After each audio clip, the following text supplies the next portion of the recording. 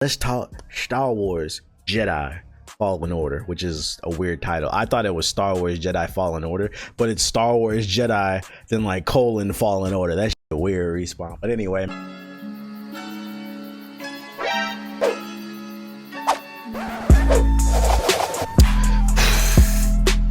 y'all listen. Yes, sir. The reason I started out the podcast with something negative is because I wanted to get to the positive, bro. All them games that you guys want to know a game I did not install? Star Wars Jedi Fallen Order. Easily. This, I'm gonna be honest, we're just gonna go ahead and say this is probably my game of the year. I gotta go back and look. We're gonna talk about it on the GI podcast, but before I do my research is off the top of my head, I'm probably gonna say Star Wars Jedi Fallen Order is my favorite game of 2019, and here's why. Respawn crafted a game that just feels like a labor of love. Like I remember the first like world that I got to in this game.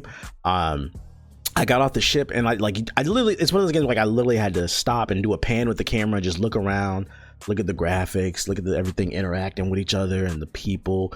And I said, man, and the game was just running right. It wasn't stuttering most of the time.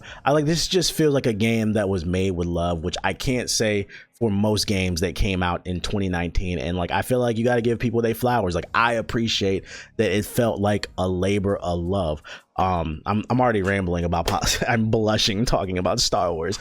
If you're unfamiliar with my reviews, I'm gonna give some positives and some negatives. I have 6 positives and 2 negatives. All right, so first positive for Star Wars Fallen Jedi Order, the story. So this is Star Wars Jedi Fallen Order helped me articulate why I struggle a lot of times with Soulborn games. I think they're good games from a gameplay standpoint. I've realized, specifically more so Sekiro. I'm more of a fan of Sekiro than Dark Souls or whatever. I know it's the same company, but Sekiro plays differently. The reason I struggle with Sekiro is not that it's a challenge. I'm always up for a challenge. I'm a Hokage, believe it. I don't give up. I don't become a Hokage by giving up, okay? Believe it. That's beside the point. The reason I struggled with Sekiro is it just felt like I was checking off a list, and Star Wars helped me realize and articulate that was my biggest problem with Sekiro. Sekiro would definitely still go in my top 10 games of the year, even though I still haven't finished it. I'm like 75% of the way through, but like the reason I picked that game up and I play it in short spurts is because it just felt like I was checking off a list. I was just going from boss to boss to try to conquer them and fight them, but the actual world and story did not engage me. I mean, I know From Software games are not known for the story, but that's just always been, I guess, my critique. I don't find the world interesting enough to where I feel engaged and where I feel inspired to really go and try to conquer those monsters. It's more so just doing something. It feels like just trying to just beat a challenge. Versus Star Wars is I felt inspired. I really enjoyed the world. I wouldn't define myself as a Star Wars fan. I'm more so of a fan of the world. I think Mass Effect does a better job of crafting a space drama, a space novella, where like all the characters are interesting. My problem with Star Wars has always kind of been, it's been like the Jedi versus the Sith, and there's all these other cool things going on in the Star Wars universe that they don't explore enough, such as the politics or the Mandalorian, which you're going to talk about later. They're finally doing that. There's all these different races and shit like that, and you just don't really get to see. I'm more interested in the world and learning more about what's going on.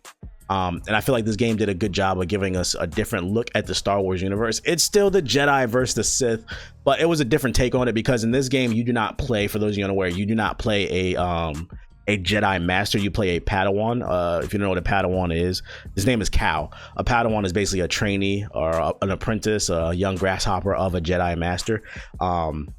Without spoiling too much, this game is canon. It takes place after episode 3. I think it was like, they said 5 years after episode 3 or something like that. So if you haven't seen Star Wars, or if you have, then you already know, at the end of episode 3, there was Execute Order 66, where basically the Siths put out an order where they went out and just massacred all the Jedi. And a few Jedi and like Padawan survived, and they managed to escape, and one of them is Cal. He was in hiding. He was just working like a regular like engineer job or something like that, and an accident happens where he accidentally reveals that he's force sensitive. What he did was he was like he was suppressing his force abilities, but like someone being in danger, he had to help them, and he got revealed. So then the Inquisitors are on his ass, the Empire basically, and you go on the run and you meet a bunch of different people, and then, you know, I don't want to spoil the rest of the plot. Just those are the basics that you all need to know. I really enjoyed the world, the story, the visuals, all that stuff. Combat, I would call this game Star Souls. If you're a fan of the Dark Souls Sekiro brand, you're gonna enjoy this, because this is another game that's inspired by it. Doesn't play exactly like that, because then you have Jedi abilities involved. So like, first of all, it plays like it, but it's not as challenging. There's 3 different difficulties in the game. I would still say that Star Wars was a good challenge. It was I wouldn't call it like the default difficulty normal. I would feel like the difficulties go from easy to hard to expert. Like there's no real normal. Like the one that's in the middle that's supposed to be normal, it's still a good challenge. It's like hard mode. It's not as hard as Sekiro, but it was still a good challenge. And that kind of goes back to, my bad, that kind of goes back to what I was saying about the story. I felt inspired, the point I was making about Sekiro, I felt inspired to beat Star Wars because I thoroughly enjoyed the characters. I was engaged, because a lot of people were struggling with the final boss fight. I beat her in 2 tries.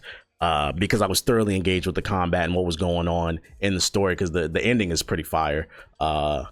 Most the ending, at least. But yeah, the game plays, I call it Star Souls. It plays like Dark Souls. Not as difficult. And then you have like Jedi abilities where like you can freeze them. You can push and pull things. There's puzzles in there that you have to use your force abilities too. So if you like puzzles, there's there. I would define the puzzles as they weren't hard. I think I got stuck once. And to be honest, I got stuck because I was overthinking. None of the puzzles are hard. They're actually more tricks. They're designed to make you overthink, but a lot of them are actually really simple.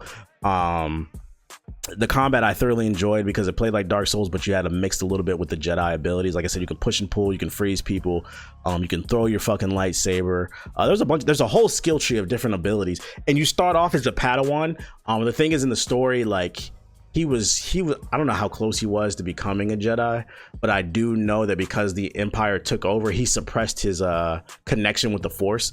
So basically it's like you're kind of starting over, and then as the game progresses, he starts to remember different things that his master had trained him before he was killed off.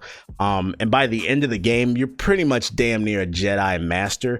And it was really interesting with the ending, because I'm like, it just makes you think, like, what was he doing? Where was Luke and all this shit? You know what I'm saying? Like, what's going on? Like, is he going to show up in the... whatever. That's beside the point. So yeah, there's a skill tree. You get to customize your player however you want. The game rewards exploration. There are big planets. This is a positive right here. There's multiple planets, and they're big as shit. It's one of those games where, like, the map seems small, but it's actually big as shit. And by exploring, which you're gonna want to, because all the worlds are very interesting that they've crafted, it's very fun to explore. And fighting, you'll level up and get new abilities and stuff like that. The one negative, and this is one of the negatives, the 2 negatives that I have about it in the exploration, is it was fun to explore and look at the different environments and fight the surprisingly good amount of enemy types. My only problem was the map.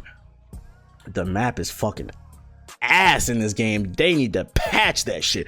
If I was to uninstall and quit this game, it was a good thing, y'all. I enjoyed the story and the combat as much as I did, because that map was terrible. I would akin it to almost like Metroid Prime. Like, it was like this fucking hologram, and it had multiple levels to it, like 3-4 levels, and you had to figure out which level you on, and like everything was colliding with one another. So it was hard to gauge exactly where you were and where you needed to go. So a lot of times in this game, you're gonna aimlessly be running around, and you'll just run into the objective. And I didn't like that. It made the game feel like it was longer than what it needed to be. The game was padded by unnecessary backtrack, and that was actually my other negative. There is backtracking in the game, but the backtracking wouldn't have been as bad if the map was good. There was a lot of unnecessary backtracking, if that makes sense, because you're just getting lost basically. But yeah, world is great, voice acting is great. It's optimized for the most part. I would say 95% of the game was optimized. My only problem was towards the end of the game, like the final little bits. There's some pretty intense moments where I was getting some stutters towards the end, but then it held up. But so the optimization is good. And then the ending, I don't want to talk about the ending. It's gonna fucking... The game is fucking fun as shit, yo. Y'all see what I'm saying? The only problem I had was with the map and the backtracking. But other than that, I literally don't have much negative to say about this game. Like, it left me... I'm not even gonna lie. Like, it's rare that I contemplate going back. I'm like, yo, maybe I want to play this game on Jedi Master, which is the highest difficulty. Like I felt inspired to try it again. I'm like, I wonder if I can beat this on the highest difficulty because I enjoyed the game that much. The final boss fight was fucking fire. The character design, Trilla was Trilla's like she's just a bad little chica, bruh. I love that shit. Some nice little guest appearances in the story. Listen, I don't want to spend too much time on this shit. All y'all need to know is I enjoyed the story mainly because the supporting cast. I don't know if I said that. It's mainly because of the supporting cast. Cal, if we're talking about Cal, I'm not gonna lie, his face kind of just annoys me. And also, he's not really an interesting character, if we're being honest. He's just kind of like, we gotta do good, but there was nothing really compelling about him. So like the reason I enjoyed the story more was because of the supporting cast. It's kind of the same reason I enjoy Black Clover. People always say Black Clover, they don't like it because of Asta, and like I'm not a fan of Asta, but like I am a fan of Yuno and Vanessa, Captain Yami, fucking Julius, the supporting, and then all the other Magic Knight captains. Like the supporting cast is so strong, it carries the show, and that's the same thing with Star Wars. So I mean, Star Wars has Bangalore in the game from fucking Apex Legends. She's in Star Wars fucking Jedi Fallen Order. I mean, it's obvious. I'm over here giving a glorious fucking review, like glowing reviews. You already know what the fuck I'm gonna say. Do I recommend this game? Hell motherfucking yeah, this game is worth $60. I promise you are going to enjoy it for the most part. I think most people agree that the map and the backtracking is fucking annoying as shit because there's only certain areas you can get into after you unlock certain abilities. But I had fun with the game. This is probably my favorite game of the year. And thanks for watching my video. If you're new here, hit the subscribe button and tap the bell icon so you'll never miss another video. Also consider pledging my Patreon. It helps keep the lights on. There's a link in the description box below. Peace.